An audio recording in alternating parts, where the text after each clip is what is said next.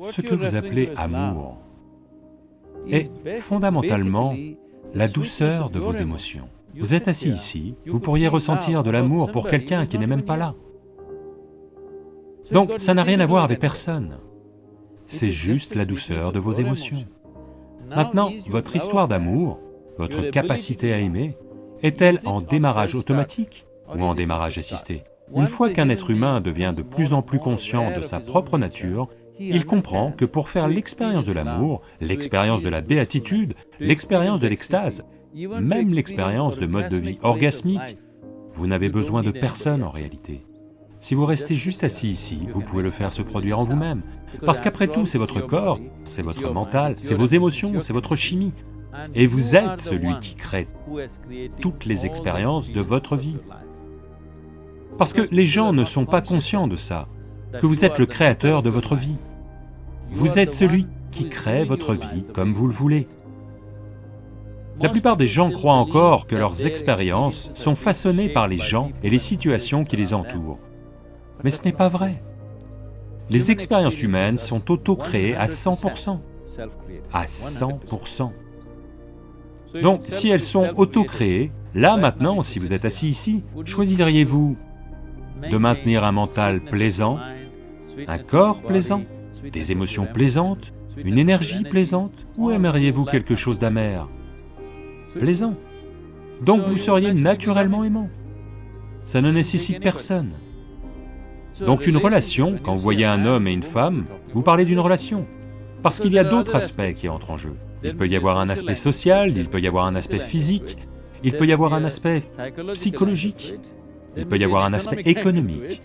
Il y a divers autres éléments à prendre en compte dans une relation. Nous nouons des relations avec diverses personnes dans nos vies. Vous avez des relations d'affaires, vous avez des relations personnelles, vous avez des relations professionnelles.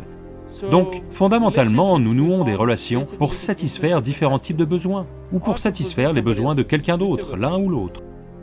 Ça, c'est une relation. Mais ce que vous appelez amour est juste la douceur de vos émotions. Vous pouvez utiliser une autre personne pour stimuler cela en vous, ou vous pouvez être en démarrage automatique.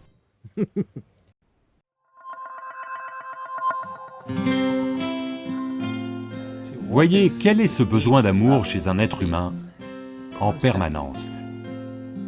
Un être humain aspire à être quelque chose de plus que ce qu'il est là, maintenant. Le problème, c'est que vous voulez inclure quelque chose qui ne fait pas partie de vous comme vous-même, c'est là tout l'effort. Si ça a lieu émotionnellement, sur le plan émotionnel, si vous essayez ça, on appelle ça une histoire d'amour. Vous essayez de rendre quelqu'un qui ne fait pas partie de vous, une partie de vous-même, émotionnellement. C'est une histoire d'amour. Si vous le faites consciemment, on appelle ça yoga. Yoga signifie union. L'amour n'est pas une relation. L'amour est une certaine douceur de vos émotions. Que vous regardiez un arbre, ou un chien, ou un homme, ou une femme, ou un enfant, ou juste le ciel, pourquoi ne pouvez-vous pas le regarder avec amour?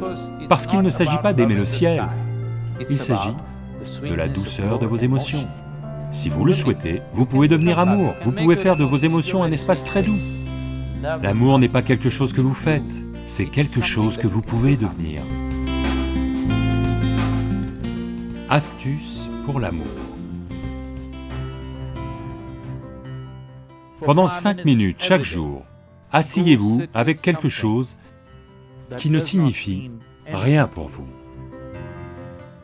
Peut-être un arbre, ou un caillou, ou un ver de terre, ou un insecte. Au bout d'un certain temps, vous verrez, vous pouvez regarder cette chose avec le même amour que vous portez à votre femme, mari, mère, enfant ou chien. Peut-être que le ver de terre ne le sait pas, que l'insecte ne le sait pas. Ça n'a pas d'importance. Si vous pouvez tout regarder avec amour, le monde entier explose en un magnifique phénomène pour vous. Vous réalisez que l'amour n'est pas quelque chose que vous faites, c'est la façon dont vous êtes.